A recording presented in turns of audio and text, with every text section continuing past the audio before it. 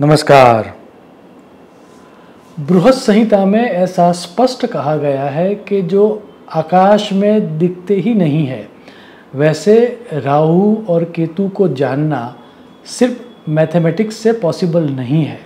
आप बृहत संहिता का सूत्र देखें, दर्शनमः तमयो वान गणित विधिनास्य शक्यते ज्ञातुम। तो ऐसा छाया ग्रह जो डिफ़िकल्ट टू अंडरस्टैंड है, केतु 4 मार्च 2024 से 10 नवंबर 2024 तक हस्त नक्षत्र में रहने वाला है। इसका प्रभाव पूरे विश्व के ऊपर एवं हमारी सभी 12 राशियों के ऊपर क्या होगा, उसके बारे में आज बात करेंगे। सर्वप्रथम तो हस्त नक्षत्र जो है, उसका जो स्वामी देवता है वह है सविता या सूर्य, और उसका जो स्वामी ग्रह है वह है चंद्र। अब जब ग्रहों की मैत्री के बारे में बात की जाती है तो ऐसा स्पष्ट कहा गया है कि सूर्य और चंद्र दोनों केतु के दुश्मन ग्रह हैं। भावार्थ बोधिनी का यह सूत्र है, सूर्य चंद्र बृहस्पति ही च केतु शत्रवः। सो इसका अर्थ ये हो गया कि ये ट्रांजिट में केतु नेगेटिव रिजल्ट ज़्यादा मैनिफेस्ट करेगा। अब हेल्थ सेक्टर में, स्पेस वेदर में, सैटेलाइट कम्युनिकेशन नेगेटिवली अफेक्ट होंगे। इतना ही नहीं, कुछ एरियाज़ में टोटल कम्युनिकेशन ब्लैकआउट होगा। इसके अलावा textile, transportation, stationery, cotton industry, artistic field में काम करने वाले लोग और पॉलिटिक्स, ये सभी जो एरियाज़ है उसमें काम करने वाले लोगों को दिक्कतें आएगी। ओवरऑल आपको ये भी जानना होगा कि केतु एक तरह से एक्सपोर्ट इंपोर्ट के साथ भी जुड़ा हुआ है, तो एक्सपोर्ट और इंपोर्ट जो है वह बुरी तरह से अफेक्ट होगा। जिस तरह के अटैक्स अभी हुती के द्वारा रेड सी में हो रहे हैं वर्ल्ड वाइड, उससे ट्रांसपोर्टेशन में दिक्कतें आएगी, इन्फ्लेशन बढ़ेगा, प्राइसेस बहुत बढ़ेगी, ऐसा स्पष्ट दिख रहा है।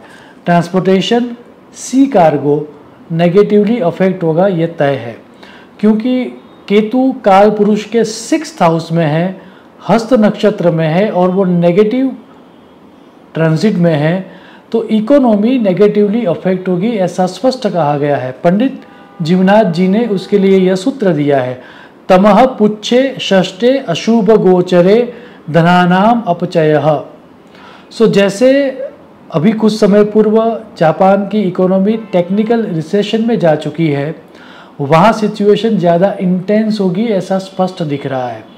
मिंट ने अभी एक रिसर्च पोस्ट डाली थी जिसमें ये कहा था कि भले यूके और जापान टेक्निकल रिसेशन में है पर इंडिया ब्राइट स्पॉट है, ऐसा मिंट का भले मानना हो, लेकिन एस्ट्रोलॉजिकली केतु हस्त नक्षत्र की ट्रांजिट में होने के कारण इंडियन इकोनॉमी भी नेगेटिवली अफेक्ट होगी, ऐसा स्पष्ट दिख रहा है।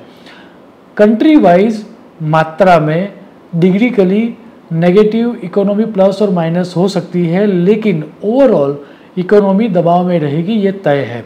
स्टॉक मार्केट का भी जो ओवरऑल ट्रेंड है वह नेगेटिव रहेगा, ऐसा स्पष्ट दिख रहा है। इसके अलावा केतु 2 अन्य चीज़ों के बारे में भी बात करता है, और वो ये है अतीन्द्रिय विषय, एक्स्ट्रा टेरिटरी जो बात करते हैं हम, अन्य ग्रहों के बारे में जो बात करते हैं, परजीवियों के बारे में जो बात करते हैं, वहाँ पर भी कोई बड़ा संशोधन हो सकता है, रिसर्च हो सकती है, या कोई बड़ी रिसर्च जो ऑलरेडी हो चुकी है वह पब्लिक डोमेन में आ सकती है, ऐसा भी दिख रहा है। इसके अलावा केतु ग्रह tightly closely connected with skin.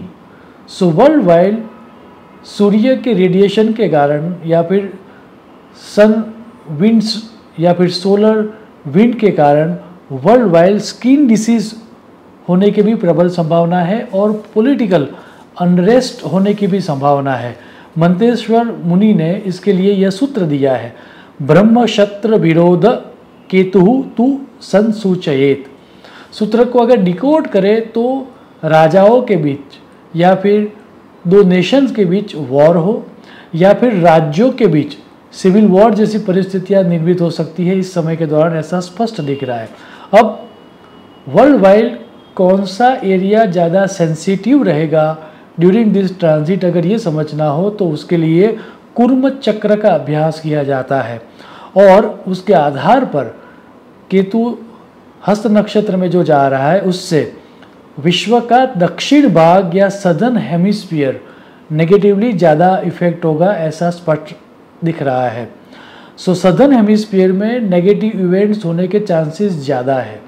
उससे भी जब ज़्यादा रिसर्च करते हैं तो ऐसा दिखता है कि एंटार्कटिका में कुछ बहुत बड़ा होने के योग दिख रहे हैं। प्रत्येक देश के सदर्न पार्ट में भी ऐसे ही नेगेटिव इवेंट्स होने की संभावना ज़्यादा है। यदि मैं भारत देश की बात करूं तो आंध्र प्रदेश, कर्नाटक, गोवा, तमिलनाडु एवं केरल प्रदेश में ज़्यादा सेंसिटिव इवेंट्स या ज़्यादा नेगेटिव इवेंट्स होने की संभावना है।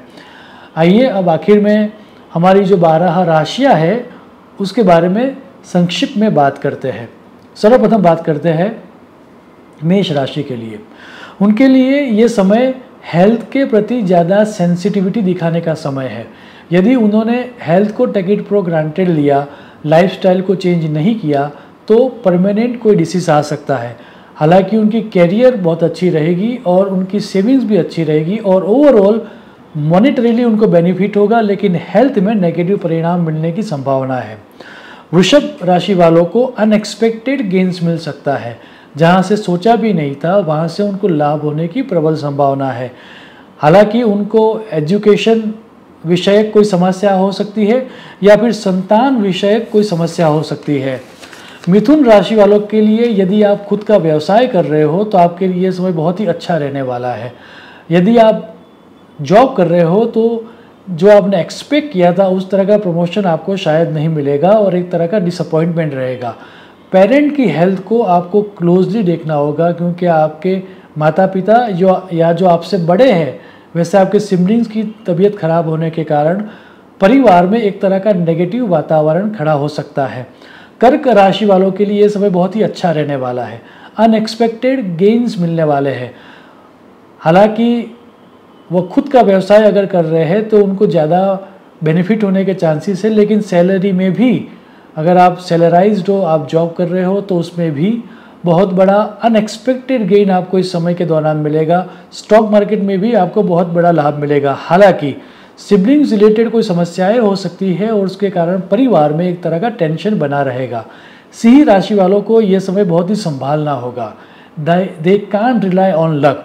फैमिली में ट्रबल्स आने की संभावना है और यदि कोई धन विषयक कोई बात चल रही है या ऑन पेपर जो भी उनको लिखना है वो उनको बहुत ही सोच समझकर या 2 या 3 दफ़े रीड करके या किसी एक्सपर्ट की सलाह लेकर उनको साइन करना चाहिए, अन्यथा कोर्ट के लिटिगेशन होने की प्रबल संभावना है। कन्या राशि वालों के लिए ये समय बहुत ही ज़्यादा संवेदनशील समय रहेगा। उनको अपनी इमेज के प्रति ध्यान रखना पड़ेगा, अन्यथा उनकी अपकीर्ति हो उस तरह की घटनाएं हो सकती है। कैरियर रिलेटेड ट्रबल्स आने की प्रबल संभावना है और उनको सोच समझकर नेविगेट ये समय करना होगा, अन्यथा जब ये समय खराब होगा तब उनकी एक नेगेटिव इमेज पब्लिक डोमेन में होंगी। तुला राशि वालों के लिए ये समय बहुत ही ग्रेट समय रहने वाला है। उनको अनएक्सपेक्टेड गेन्स मिलेंगे, लॉटरी मिलना या फिर एंसेस्ट्रल प्रॉपर्टी से लाभ होना, उस तरह के योग भी बन रहे हैं। कैरियर में भी उनको बहुत ज़्यादा ग्रोथ मिलेगा। वृश्चिक राशि वालों के लिए ये समय उनका सोशल सर्कल एनहांस होगा। उन्होंने जो सोच के रखा था उससे ज़्यादा सेविंग्स इस समय के दौरान होगी। उनके संतानों की प्रगति भी इस समय के दौरान होगी। कुल मिला के वृश्चिक राशि वालों को ये समय का सदुपयोग कर लेना चाहिए। धन राशि वालों को ये समय ऐसा है कि they can not rely on luck, क्योंकि कैरियर रिलेटेड ट्रबल्स आती हुई दिख रही है। उनकी पेरेंट्स की हेल्थ में भी कोई दिक्कतें आ सकती है या परिवार में किसी फैमिली मेम्बर की तबीयत के कारण एक तरह का मानसिक परिताप, मेंटल स्ट्रेस पूरे परिवार में लगा रहेगा, ऐसा स्पष्ट दिख रहा है। हालांकि उनको मनी मैटर्स में यह समय लकी रहेगा और धन विषयक बाबतों में उनको सफलता मिलेगी। मकर राशि वालों के लिए यह समय बहुत ही अच्छा है। उनकी हेल्थ हालांकि थोड़ी बहुत प्लस और माइनस रहेगी, उनको हेल्थ के प्रति थोड़ा बहुत संवेदनशील रहना होगा, लेकिन ट्रैवलिंग के लिए बहुत ही अच्छा समय है। यदि आप ओवरसीज़ जाने की सोच रहे हो तो इस समय के दौरान आपको सफलता मिल सकती है। कुंभ राशि वालों को ये समय बहुत ही सजग रहना होगा। हेल्थ रिलेटेड कोई बड़ी विकट समस्या आती हुई दिख रही है। यदि हो सके तो उनको उस समय के दौरान सर्जरी को अवॉइड करना चाहिए और एडवेंचरस एक्टिविटीज़ को भी अवॉइड करना चाहिए, क्योंकि एक तरह से एक्सीडेंट के योग उनके अंदर दिख रहे हैं। हालांकि एंसेस्टर्स प्रॉपर्टी या फिर अनएक्सपेक्टेड गेन्स या लॉटरी जैसा कोई लाभ होता हुआ भी दिख रहा है। मीन राशि वालों के लिए यह समय एवरेज टू गुड रहेगा। करियर में बहुत सारी चैलेंजेस आएगी, लेकिन आप देखोगे कि जब जब ये समय कंप्लीट होता हो, सितंबर से नवंबर के आसपास आप देखोगे कि चीज़ें अपने आप रिजॉल्व भी हो गई और एक तरह से आपको बेनिफिट भी हुआ। यदि आप पार्टनरशिप में व्यवसाय कर रहे हो तो इस समय के दौरान आपको ज़्यादा सेंसिटिव रहना होगा, अन्यथा आपकी पार्टनरशिप टूट भी सकती है। ओवरऑल इस समय के दौरान आपको आपके पारिवारिक संबंधों के प्रति भी सेंसिटिविटी दिखानी होगी। कुल मिला के मीन राशि वालों को यदि वह संवेदनशील रहे तो उनको लाभ होगा। अंत में केतु का ये हस्त नक्षत्र में ट्रांजिट हम सब के जीवन में सुख, शांति और समृद्धि लाए, ऐसी ईश्वर को प्रार्थना करते हुए मैं मेरी वाणी को विराम दूंगा। शुभम भवतु। प्रणाम।